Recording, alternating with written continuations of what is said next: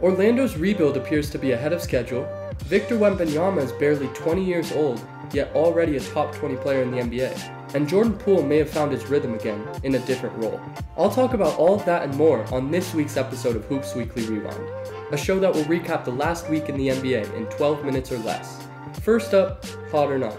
The Orlando Magic went 4-0 this last week, and while they didn't play really tough teams, they're on a 5-game win streak and they're 12-3 in their last 15 games. This recent run has brought them all the way up to the 4 seed in the Eastern Conference. Even if they can't hold on to that position, being this high up this late in the year for that young of a team is very impressive. They have one of the best young cores in the league, and it looks like their rebuild may be ahead of schedule. Although the Golden State Warriors infamously lost to the Boston Celtics by 52 points this week, they still went 3-1, and they're only 3.5 games behind 5th place in the Western Conference. They had 2 great wins this week, beating the Knicks in Madison Square Garden and blowing out the Milwaukee Bucks by 35 at home. Now on to the Bucks. As I said, they just lost to the Warriors, but they're now 6-1 since the All-Star break, and they went 3-1 this last week. They had a big win versus the Los Angeles Clippers at home. There's a lot of interconnecting because now I'm going to talk about the Clippers. They also went 3-1, with their lone loss being to Milwaukee. They were able to beat Minnesota, and they're still in that hunt for the Western Conference 1 seed. Now on to the losing side of things, which I'm very familiar with because of my intramural playoff game last night. The Dallas Mavericks finished the week 0-3, with losses at home to the Indiana Pacers and the short-handed Philadelphia 76ers. Luka Doncic has been frustrated lately, and for good reason, as he averaged 38 points, 11 rebounds, and 11 assists on great efficiency in those 3 losses. Their whole season has been up and down so far, so hopefully they can find their groove again. The last team I want to talk about is the Charlotte Hornets. After the trade deadline, they went 5-1, but since then, they've lost 5 games in a row, and they finished this week 0-4. It looks like they're starting to tank again. It's time to talk about my favorite game of last week, the Boston Celtics taking on the Cavaliers in Cleveland. The Cavaliers star Donovan Mitchell was out for this game, and Evan Mobley got hurt in the 3rd quarter. Yet Cleveland came back from a 22-point 4th quarter deficit, the largest in franchise history, behind Dean Wade's huge game, to beat the Boston Celtics 105-104. Dean Wade alone outscored the Boston Celtics 20-17 in the 4th quarter. He hit some huge threes, and then finished it off with a putback dunk that ended up being the game winner. The last play of the game was also very interesting, as Tatum took a turnaround jumper to win it. He missed it, he got the foul call, but Cleveland challenged and it was overturned, giving the Cavaliers a huge win as they're trying to fight for that 2 seed in the Eastern Conference. Moving on to some notable player performances. Against the Chicago Bulls, Giannis Antetokounmpo had a massive game, totaling 46 points, 16 rebounds, 6 assists, 2 stocks, and only 1 turnover, on 73% from the field. If the Bucks keep winning and he keeps putting up these types of stat lines, he'll definitely be in the MVP conversation still.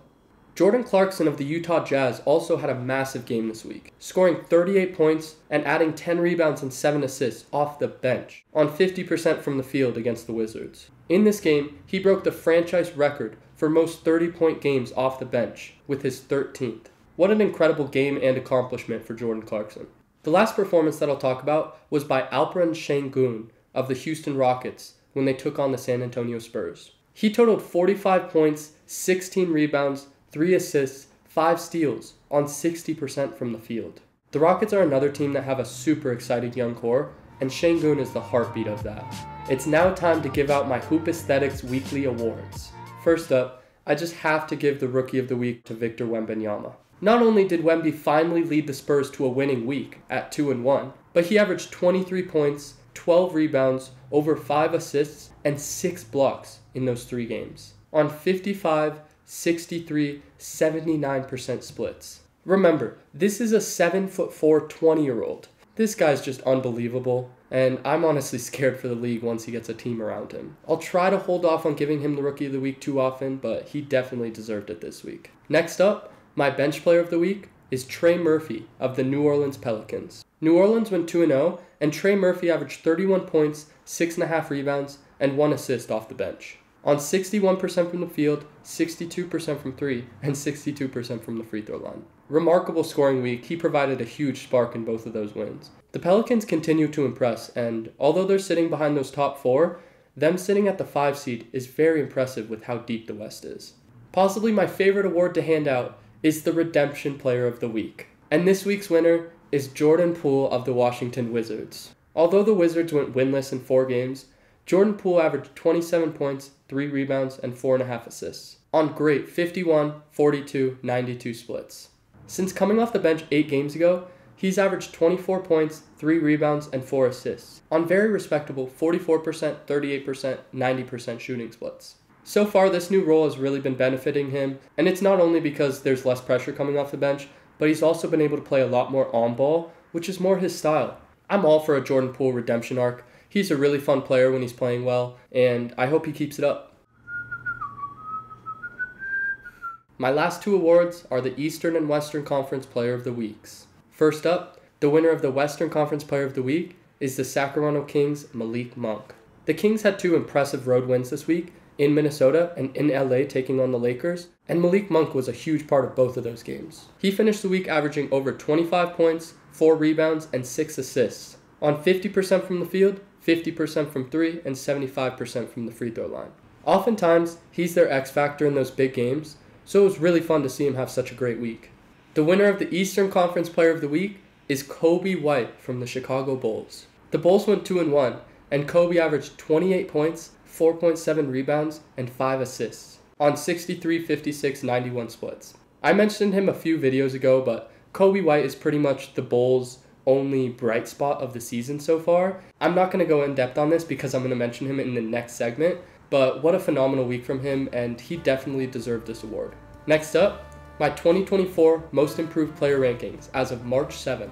This is one of the harder awards to rank right now, as there's 4 guys that could genuinely deserve this award in Coby White, Tyrese Maxey, Alperen Şengün, and then Jalen Johnson. As of now, I think that Coby White deserves the Most Improved Player award. The biggest reason why I have him in first is because this jump has been between his 4th and 5th seasons in the NBA. To me, that's just a completely unexpected improvement, and I value that highly. It's not like he's a rookie going to his sophomore year and improving how he should. It's not like he was just handed a bigger role and performed well in it.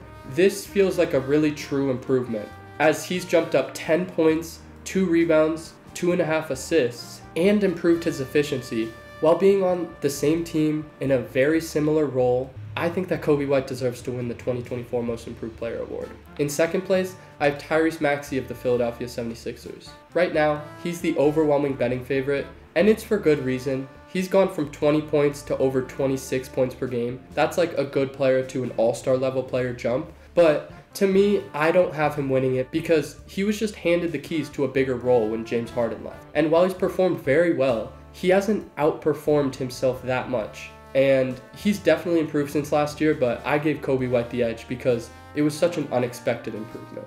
In third place, I have Alperen Şengün of the Houston Rockets. As you can see, he's averaged over 6 more points per game. His assist numbers have gone up. His efficiency has kind of stayed the same. He's kind of taken over as the Houston Rockets' #1 guy, and that's why I gave him priority over Jalen Johnson, who's more of the third option this season. Alperen Şengün is a very, very impressive player. Incredible footwork, incredible touch, great passer for a big man. He would be a great Most Improved Player any year. I just don't think he's going to be able to win it this season. All of these guys have had very impressive improving seasons, and I'm excited to see what the future holds for all of them. We'll move on to the miscellaneous NBA news now. Unfortunately, the first big story is that Karl-Anthony Towns tore his left meniscus and is out indefinitely. Cat was an all-star this year, and Minnesota's currently tied for the top seed in the Western Conference. I feel awful for him, and I feel awful for all the Timberwolves fans out there. I really hope he's able to be back by the playoffs so you guys can have a fair run, but at the same time, you can't rush him back in the present because you need him for the future too. On a brighter note, I wanted to bring up an underrated storyline, which is that Scottie Barnes is leading the Toronto Raptors in total points, rebounds, assists, steals, and blocks. He is the only player in the entire NBA to do that. While there's been all those weird memes about him, he's had a very underrated season. Let's appreciate how great he's been. Just a quick fun note is that Zion Williamson said he would likely participate in the dunk contest if he made it into the All-Star game. Lastly, I'm going to go over my favorite games of next week. The first of my 3 top choices is the Celtics taking on the Nuggets in Denver tonight, Thursday, March 7th. In my opinion, these are the clear top teams in the NBA, The Nuggets were the ones that snapped Boston's 20-0 home record earlier this season, and the Celtics just recently lost in that heartbreaking fashion, so I know the Celtics will be out for blood. And the Nuggets also love to defend their home court, so this should be a phenomenal game. Secondly, the Miami Heat taking on the Thunder in Oklahoma City on Friday, March 8th. Miami has been playing really well recently, and the Thunder are tied for the top seed in the Western Conference. I think this should be a great game. Keep your eye out. Lastly, for my top 3 games, is the Indiana Pacers in Orlando taking on the Magic on Sunday, March 10th. These are 2 young teams from the Eastern Conference that are flirting with that 4 to 8 range for seeding, and they're both really fun to watch. One is offensive focused, the Pacers. One is defensive focused, the Magic. They both have great stars and good depth. It should be a great game to watch. Now quickly, I'm going to run through some of my other favorite games of the upcoming week. The Timberwolves in Cleveland on Friday, March 8th. The Magic in New York taking on the Knicks, also on Friday. The Celtics against the Suns in Phoenix on Saturday. The Bucks at the Los Angeles Clippers on Sunday, March 10th. The Phoenix Suns in Cleveland on Monday, March 11th. Milwaukee Bucks taking on the Sacramento Kings in Sacramento on Tuesday. The Pacers at Oklahoma City, also on Tuesday. Another finals rematch, the Denver Nuggets at the Miami Heat on Wednesday. And the Cavaliers in New Orleans taking on the Pelicans, also on Wednesday. Thank you so much for watching this week's episode of Hoops Weekly Rewind. If you enjoyed, please like and subscribe, as that will help my channel out a ton. I'll be back next week for another in-depth NBA breakdown.